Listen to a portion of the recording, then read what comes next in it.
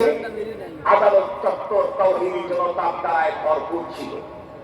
শুধুই হুজুরকে একটা সালাম দেওয়ার জন্য, শুধুই হুজুরের সামনে নিজের চোখের পানিটাকে দেখাবার জন্য, হুজুর আমি আপনাকে কত মহব্বত করি। ওলামায়ে কেরামকে যখন আদালতে উঠানো হতো, চতুর্দিক থেকে সালামের বৃষ্টি পড়ত।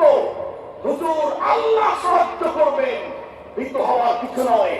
দেখেছি এখন ৩৬শে জুলাইয়ের পরে কিছু মানুষ অ্যারেস্ট হয়েছে, তাদেরকে যখন আদালতে উঠানো হয় তো কিছু মানুষ ভিড় চাপায়, সেখানেও বৃষ্টি বর্ষণ হতে দেখি, কিন্তু সালামের বৃষ্টি নয়, পচা ডিমের বৃষ্টি।